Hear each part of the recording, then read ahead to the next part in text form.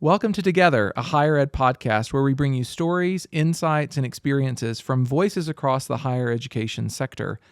I'm Chase Haygood, the Vice Provost for Student Success at the University of Utah, and today I am thrilled, I am elated, I am almost beside myself to welcome my colleague and someone I count as a very dear friend, Dr. Lori McDonald, the Vice President for Student Affairs here at the University of Utah.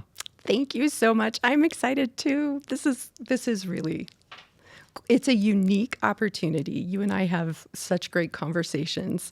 Now it's surrounded with all of this official stuff, but Right. I'm very happy to be here. Thank you.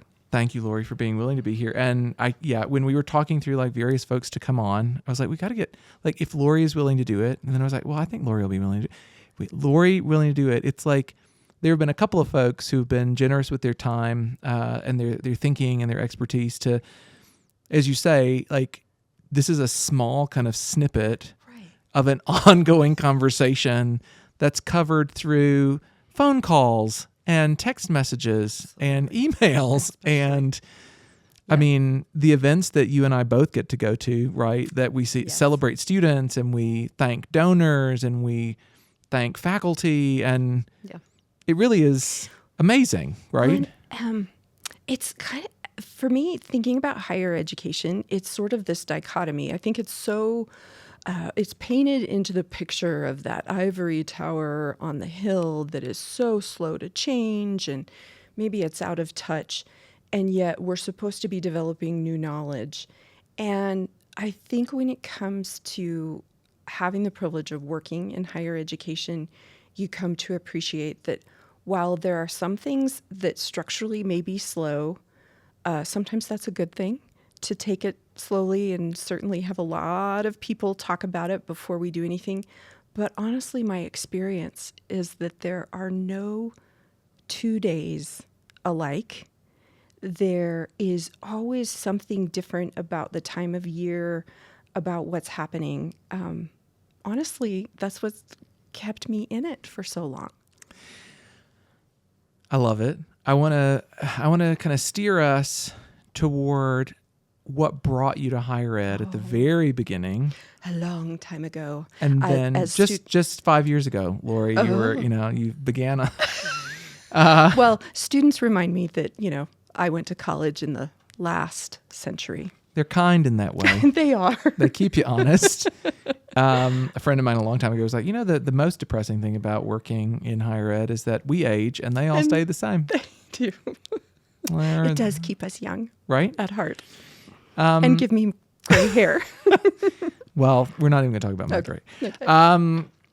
Let's go to originally. So I don't know that I know part of this, so I'm fascinated to learn, like, what drew you to higher ed? Right. What, because I know part of your story, but not the whole. So we've got listeners, viewers, many of them here at the University of Utah and beyond. Can you talk a little bit about it, Lori? Talk about, like, you're a college student and then you decided, this student affairs stuff, what's going on there? Right. And now you're the Vice President for Student Affairs at the U. Here I am, which is sometimes still something I don't quite believe. But it was honestly some wonderful mentorship and a great experience as a student. And I think a lot of us who are doing this would say that, but I won't go too far back. But as a brand new student, I actually went to the University of Utah. I did my undergrad here and came as an out-of-state student when we had fewer out-of-state students. My grandfather actually went to the University of Utah in the 1930s, and so I knew of it, but a visit here my senior year for spring had me think, I could live here, I could go to school here. And I was majoring in biology, and I wanted to be a scientist. And not a medical professional, but I wanted to save the world from global warming. Yes, it was long before, a lot of discussion about that. And I loved biology. I did not have that same love for chemistry, and I was not very good at it, if I can really be honest. But I ended up graduating with a degree in biology. I finished and did a minor in Spanish, and it was wonderful mentors from my being involved on campus who opened this world of higher education to me, not as a participant, as the main learner, the main stakeholder there, but the professional who helped make it happen.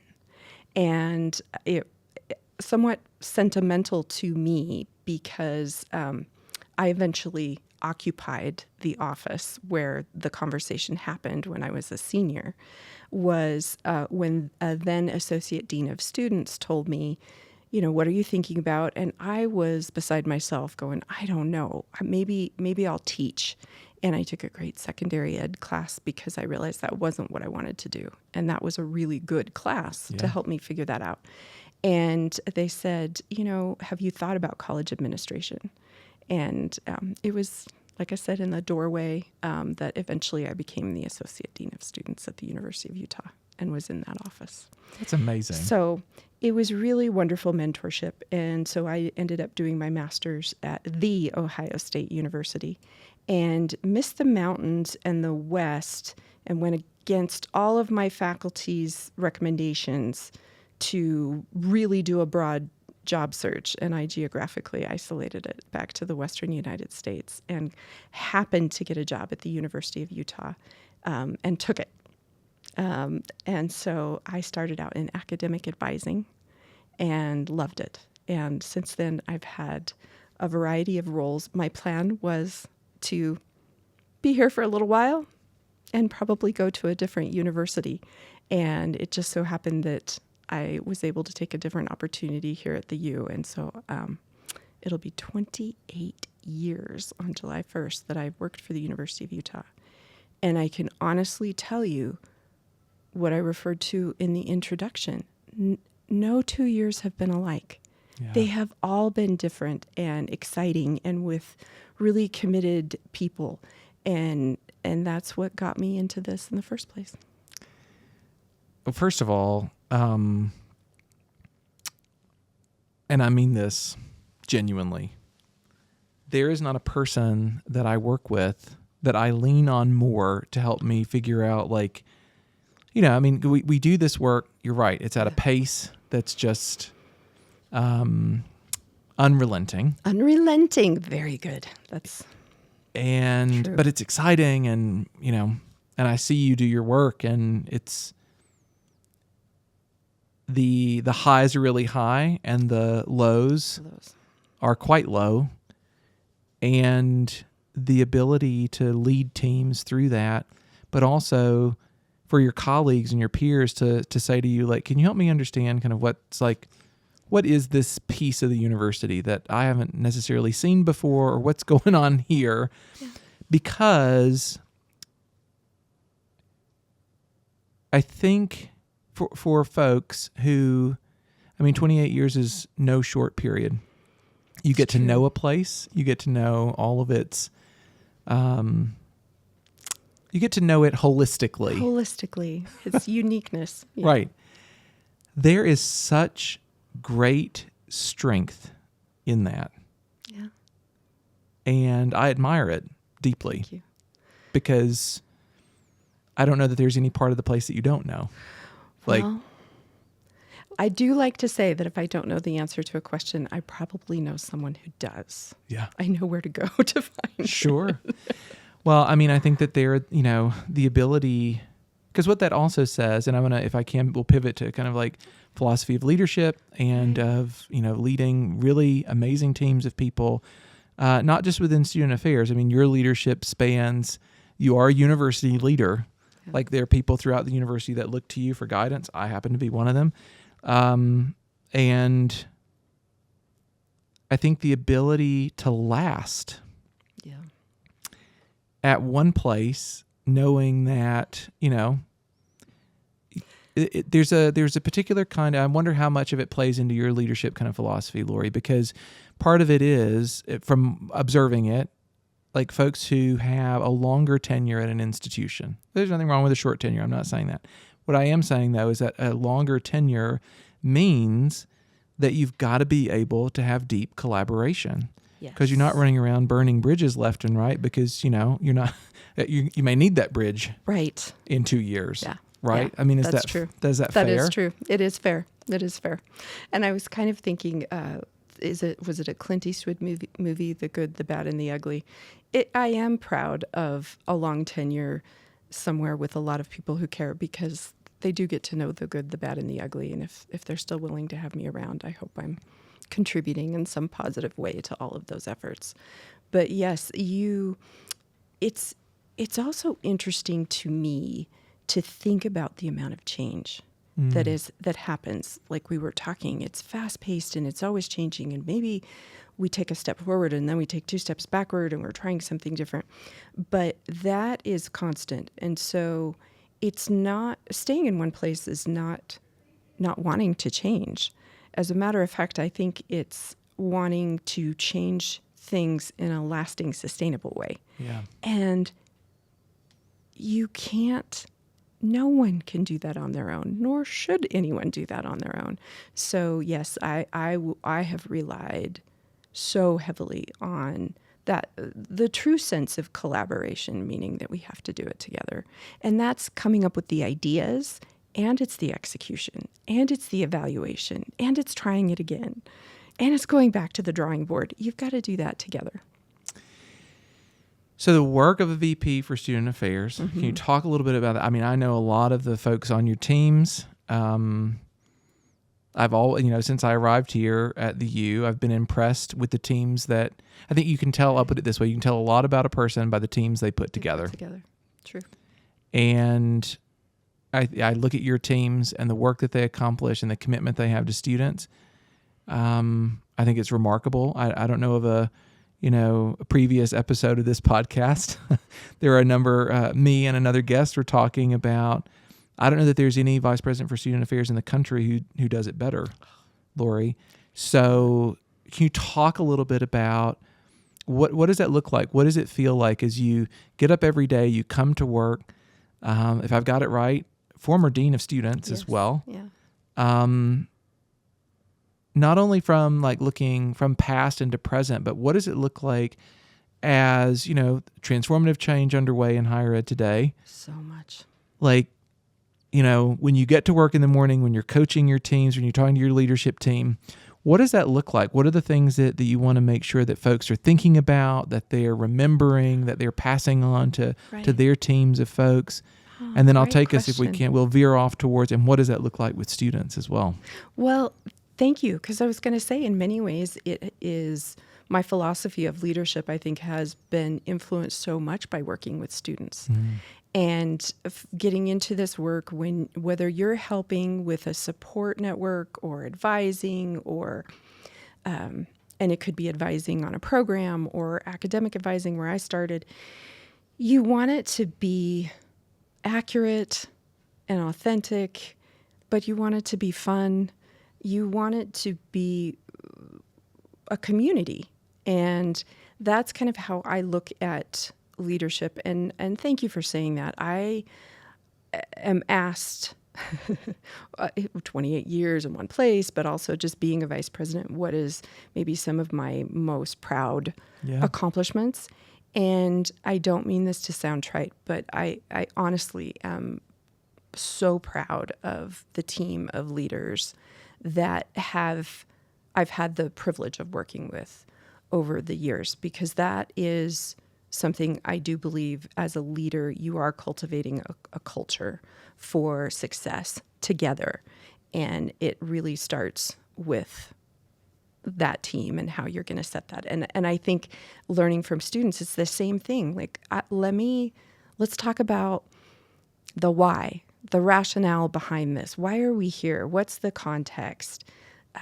What can I share? And when do I need to be honest as a leader that I may know some things that are confidential or that are not, I don't have the ability at this point in time to explain fully.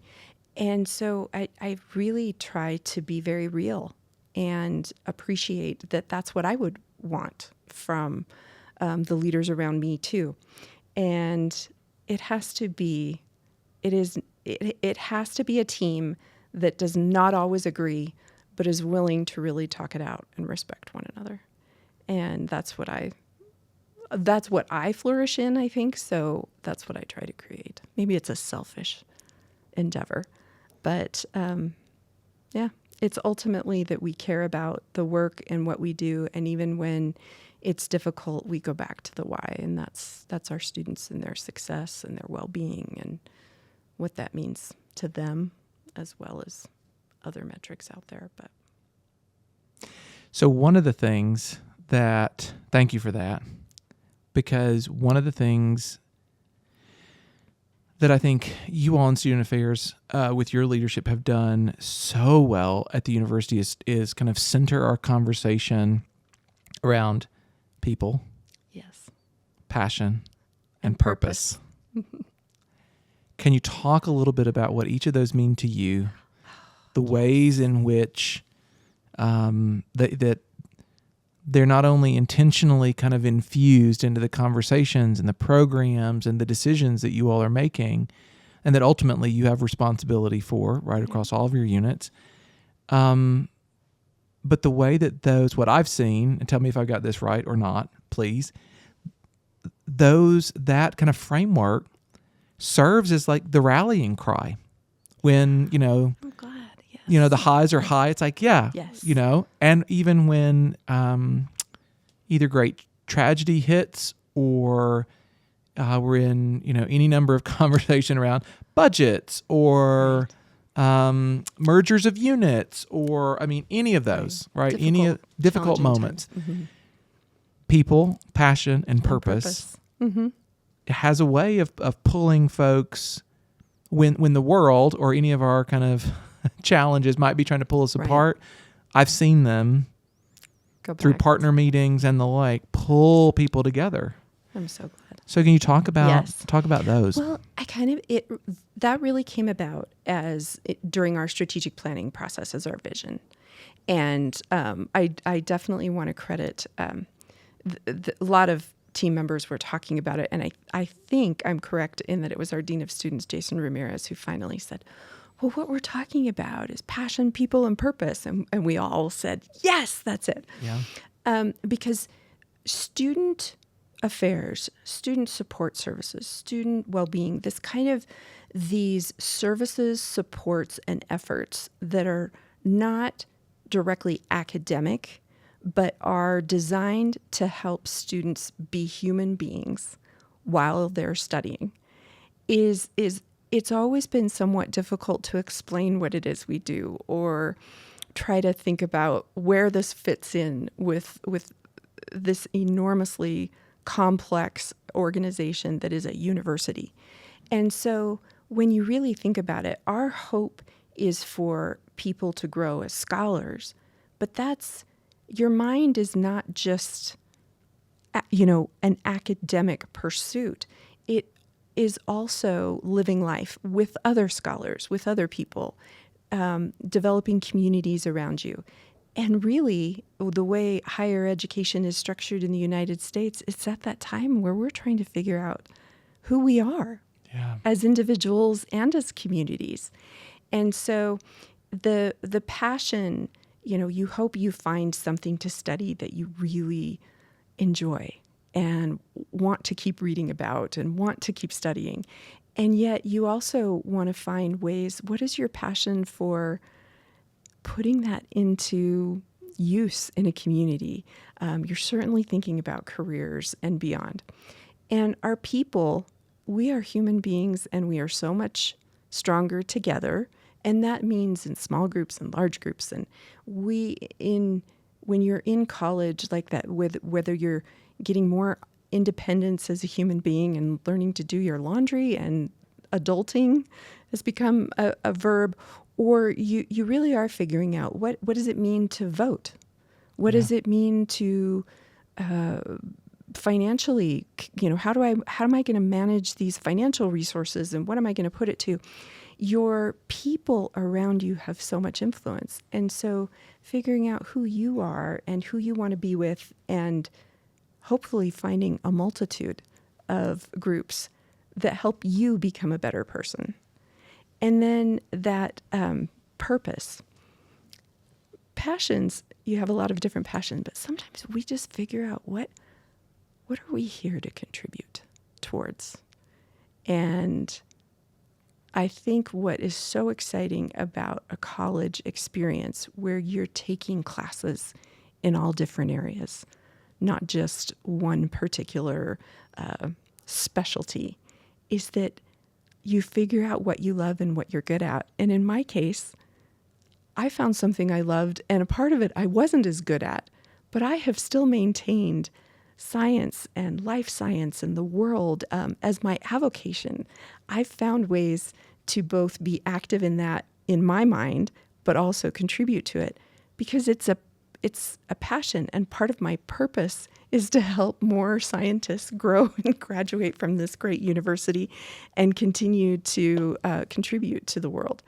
And so I think it's all about the bigger package, the holistic life of students are those things. And we want them to find them in classes as well as on the weekends, or taking a break from studying, or going out there and having an opportunity to do something like a learning abroad or an internship, or it's a political science major who decides they want to be on the campus events board and learn about a contract to bring in a concert and what lighting it takes to get there and how expensive those things are and all of that. That is what the secret sauce of higher ed really is. I appreciate that in a couple of different ways. So like you, I imagine, when we walk around campus and you see parents, supporters, whomever with students or prospective students, I've seen you do it as well. I will pause at the back of the group just to kind of check in and say, and I saw one earlier today, just to be like, just checking in, like take a temperature, like what's going on in this group? Okay. And you might, parents or somebody or supporters will turn and be like, who's this guy? And immediately want to have a conversation or ask a question.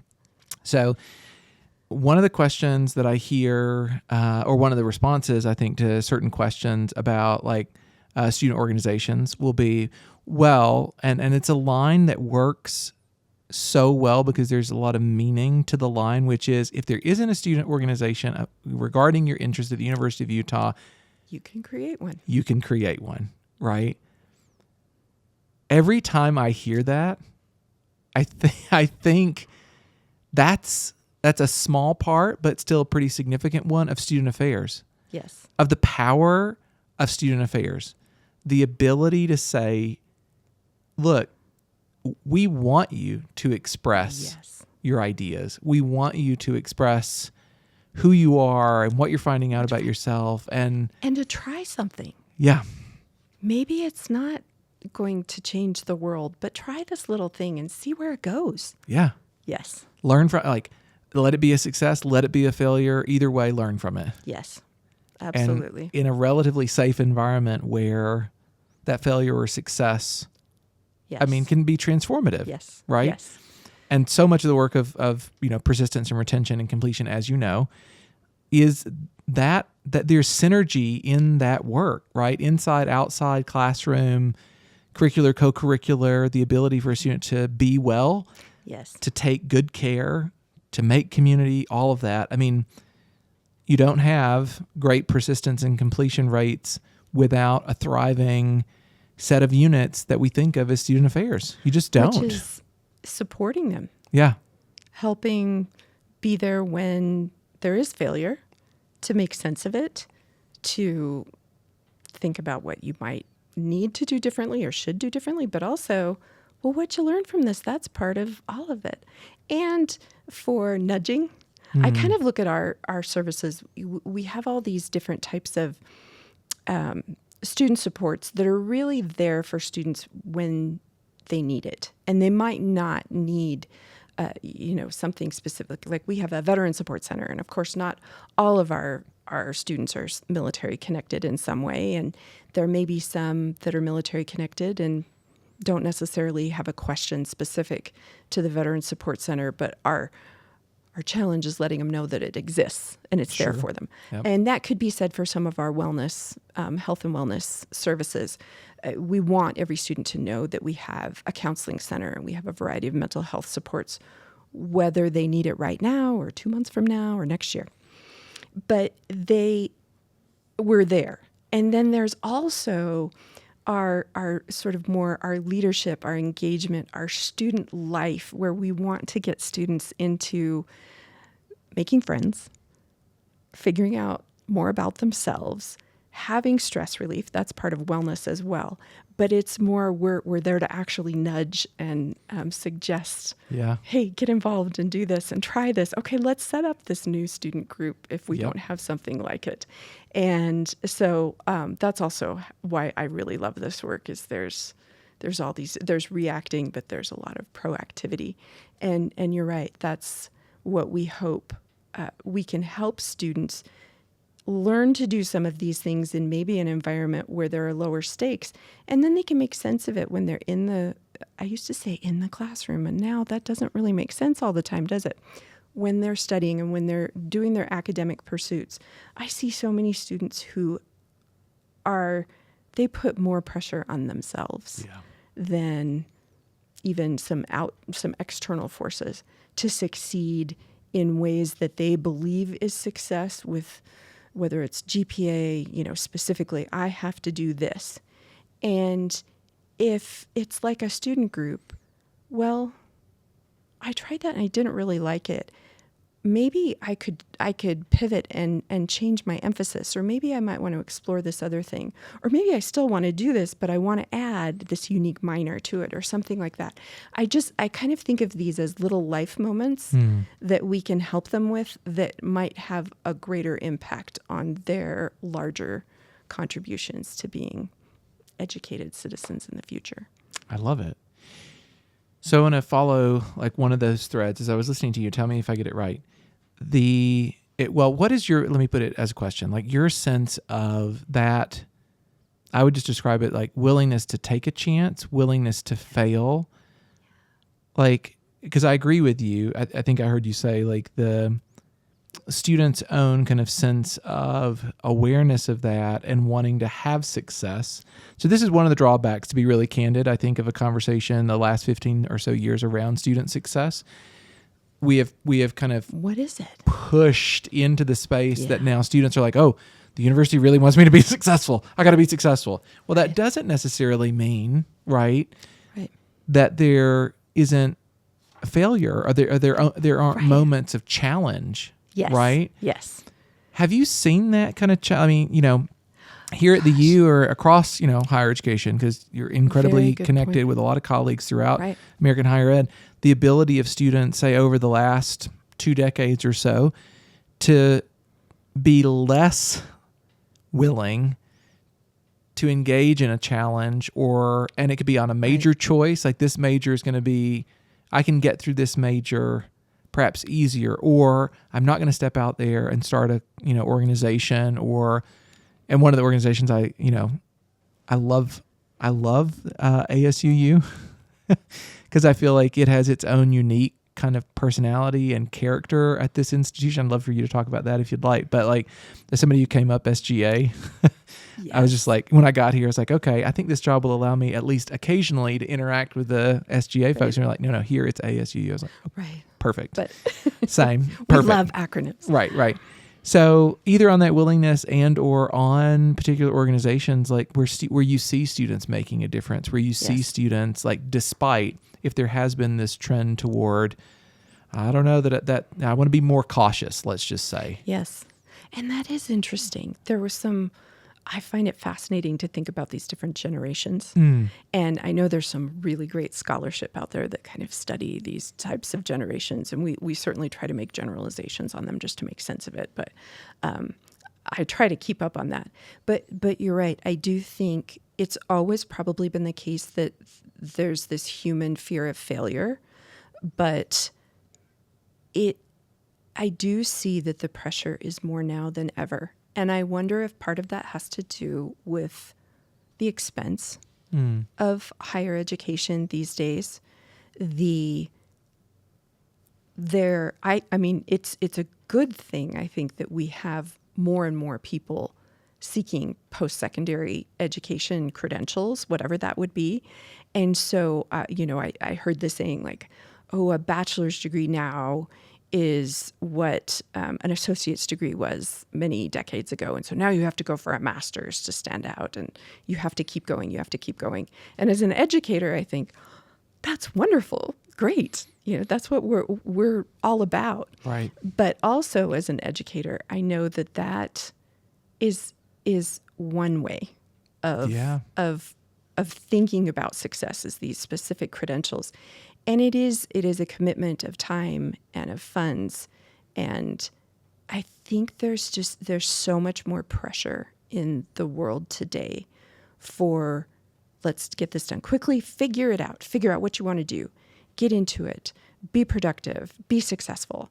And I do hope that we're not putting those undue pressures on students by talking about it so much, like, we want you to be successful. Right. Because, and that's where I think we, especially at the university, professionals like you and these teams, we do try to, at least we certainly try often, maybe not every single time, but we try to say, what does success mean to you? Mm-hmm. What is it you want to get out of this?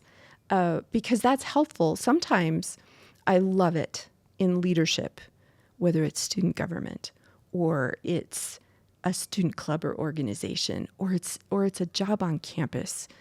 Getting a job I worked in the library my first year, and I thought, oh, this will be great. I'll get some time to study, and I'll get a little bit of money. But I learned so much more from that than I ever would have imagined. And I love that when they're involved in a social situation and they got to plan it. And they really, if they stop and think and reflect, they got more out of it than they ever wanted. So I like asking them what they want, what is success in their mind, and also trying to nudge a little bit, like I was saying, that there's might be some others. But we do need to think about what are those supports, and we constantly need to adapt those supports with the time. There are more students. We have a student parent support center, which is for the college students who are parenting children. And I am in awe when I talk with the students about how they are managing through all of those responsibilities. And there are more opportunities for students to do that now. So we need to think about, how do we not just provide perhaps childcare if there's a need for childcare, but a diaper bank and a parent night out, even for those families that don't need childcare during the day, but maybe could use a chance to be students and go to one of those concerts that their friend just put on or something like that. Like, we constantly need to adapt for those support networks around them and be cognizant of what it means to be thriving and surviving in higher education in a successful way, and get them to realize that they don't have to do it alone. Yeah. And that's, I'm going to say those two words again, the secret sauce. Yeah. That's the helping in changing times. It's adapting with them. I'm really grateful for how you describe that, Lori, because what I hear so much in that, and knowing you and knowing your work, is a willingness in leadership to ask those kind of self-reflective kind of questions, right? And to listen to the folks around you, the teams that you've built, the people that, it's okay to disagree and tell me how we can make the idea better. And I was in a conversation earlier today with somebody who said, well, we were talking about the ability to advise students and make sure that they're on the right path and they're getting the right resources. So making sure that holistic kind of wrap is there. They said, well, the requirements to get into this kind of program haven't changed in 30 years. And I said, okay, Well, I don't know if that's true, but let's just say it is. The students have changed. The world has The changed. world has changed so dramatically in 30 years. And it took me just kind of like stating that in a way that a couple of folks in the meeting were like, oh, that's right. Well, maybe we should come back around to this. And it's like, that's okay. Like, well, we're going to keep building. We're going to keep innovating and iterating and creating. Mm-hmm. And I appreciate that in the way that you lead student affairs at the University of Utah, because it's not work that's like that it's done or that it will ever be done. Right. Right? Yeah. It isn't done. It never will be. It never will be. Right? And I think that's where some of higher ed gets critiqued by the public that has increasingly less and less trust in institutions in general. And the work that we're doing is thinking, are we trying to either do the same thing that we used to do, or are we trying to do something so different that we don't appreciate what we used to do? And my experience in education and student affairs and leadership is it's got to be both. Yeah. We both have to constantly learn from what we've done before and adapt, as I've said. And that might mean something very different, but it's not completely replacing what it was we used to. And I know a lot of that has gotten so politicized, and I think we are needed more than ever in higher education to think about what this means to seek an education in the university and what that means. Yeah. And we've got to keep changing it up. Yeah. Because the world is changing. Yes. I mean, Yes. perhaps faster than any human has ever experienced. Yeah. And I was talking with with one of your interns right before this who was setting it up. And I know she was studying film, and I said, wow, how much change. And my brain often goes first to the technology, that there are things now like streaming. And, I did a whole master's degree without the internet. Yeah. Yeah. I really appreciated it during my PhD. Sure. And so, yes, there's definitely a lot more ways to access things. And technology has had a lot to do with it, but it's also just how global the world is and how fast-paced things are, maybe because of the technology delivering all of that. But it's a different world now. Yeah. And we've got to keep up. I cannot keep up with all the social media. But I'm, things like this, I'm loving it. Well, and some of it's like, there are a number of folks right who are taking their moment to be like, I'm going to sit this one out for a second. I'm going to turn off the social media and for my own wellness and well-being. Speaking of that kind of next generation, you have been in the classroom recently. I mean, you lead incredible, extraordinary teams of folks, and you've been in the classroom. I got to teach this last fall. Yeah. Can you share a little bit about like how did it go? I have no doubt it went incredibly well, but what were the high points? I'm getting goosebumps. Tell us all about it. It was amazing. It had been over a decade, more than that. It would have been like 15 years since I had taught. I've always wanted to, but just with a variety of things happening. I was about to right before the pandemic, and then I couldn't. I had more fun, and honestly, I feel like I learned more than anything. I learned more than the students. It was a graduate class. It was for our master's students in education, leadership, and policy who were thinking about a career in college administration, particularly perhaps around things like student services. And so I got to do this, and I really wanted... I was like, I got to brush up on my history, and I've got to brush up on theory, and how am I going to pack all of this introduction in? And really, when talking to some other faculty in the department and some great colleagues who have taught more recently than I did, who said, just go with it. you don't have to have this. Yeah. You don't have to have all the answers.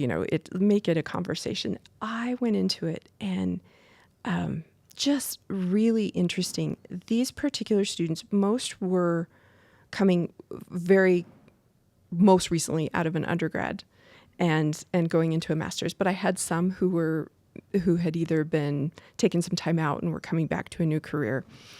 But most all of them had the experience of the pandemic during either high school or college. Mm-hmm.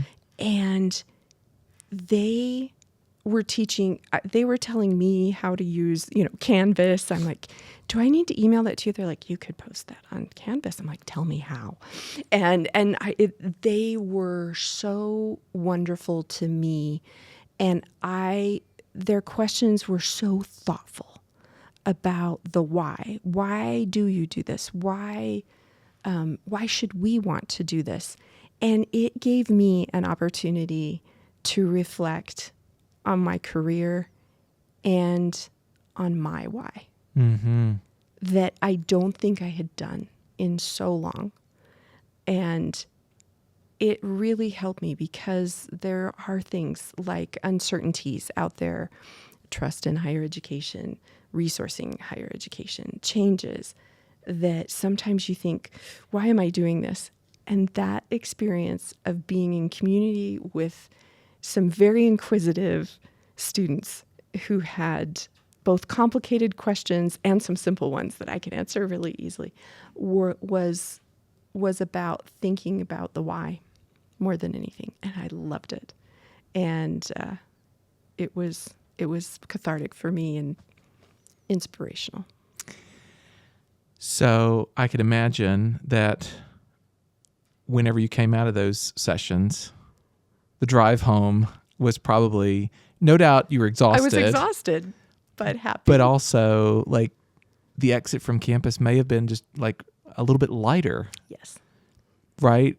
Right. Because the way that you described it and the way that you've shared with me how the class was going in real time, there's something that's just really, and I heard you say, it's just inspiring, that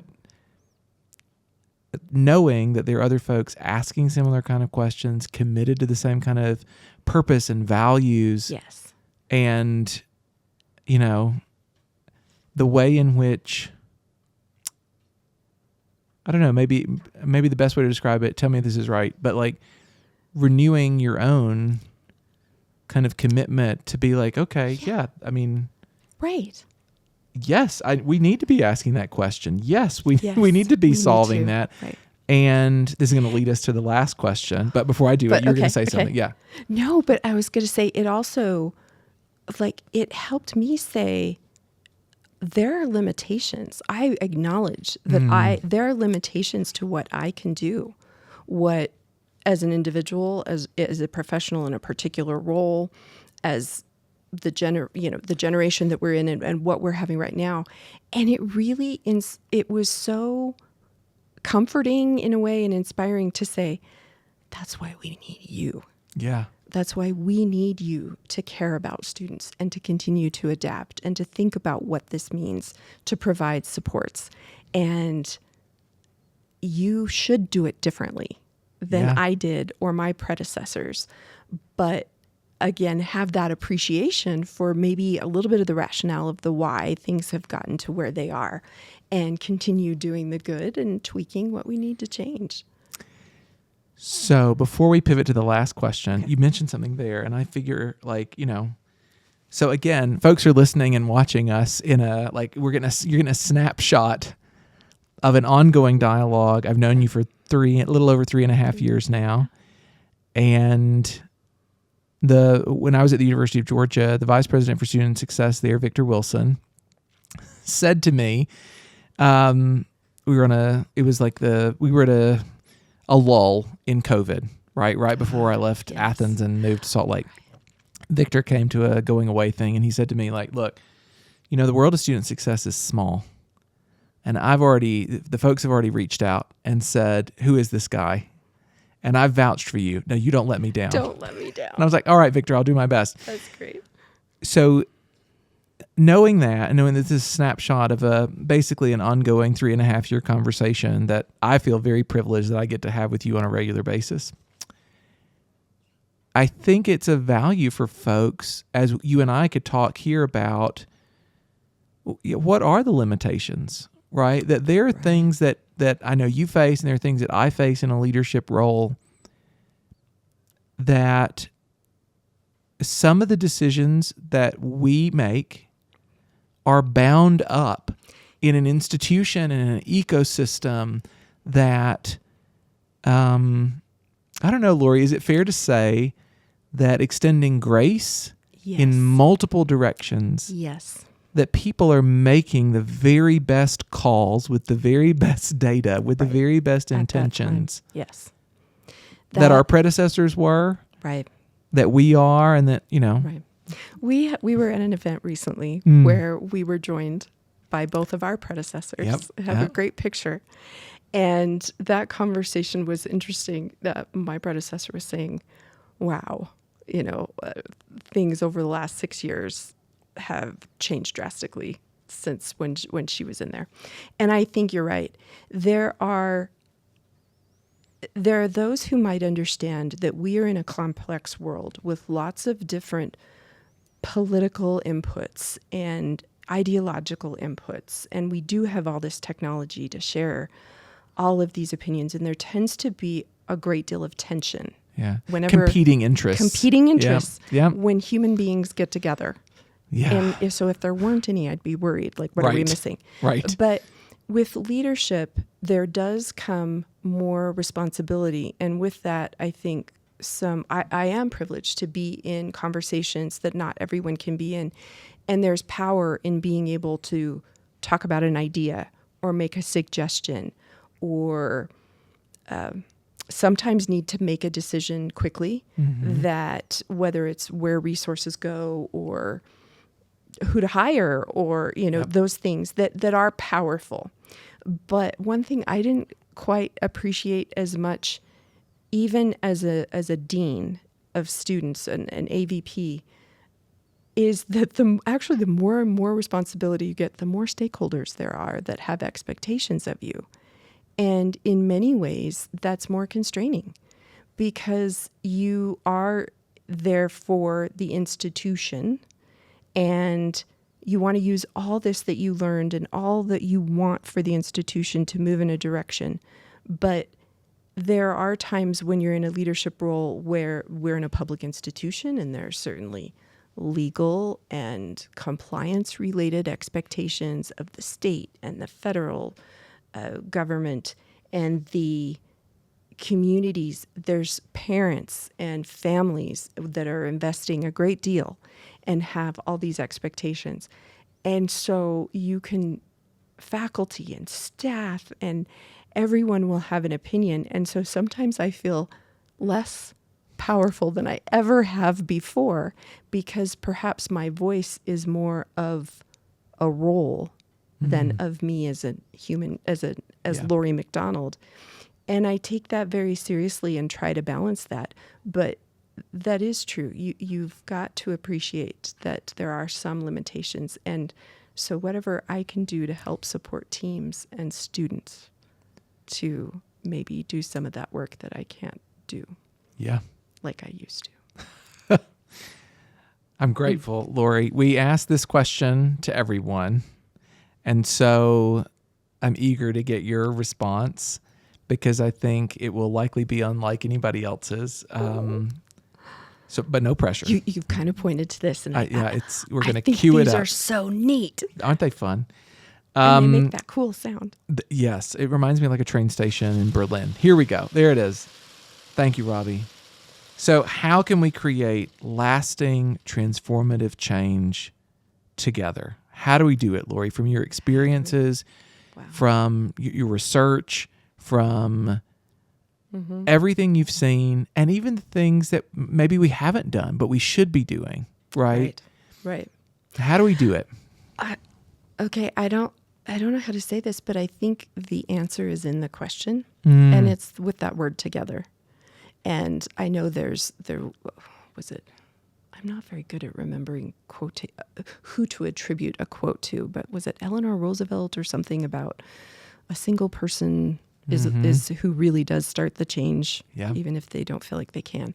It's kind of like that. There's no way to create transformation unless it's more than one person coming out, like I said, the ideas, and then how to execute, and then how do we evaluate, and then how do we tweak it and start all over again without it being together.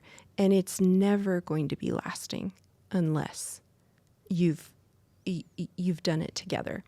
And I think that's the crux of how complicated human beings are. We are so dependent on one another, and sometimes we are so terrible at really learning how to work with each other. Yeah. It takes a lot of communication, especially in an organization like the University of Utah that is so large and so complex, and we have so many stakeholders who care deeply. It's got to be a lot of communication about what we're thinking and what might be, and listening to what that input is, good and bad, and different suggestions.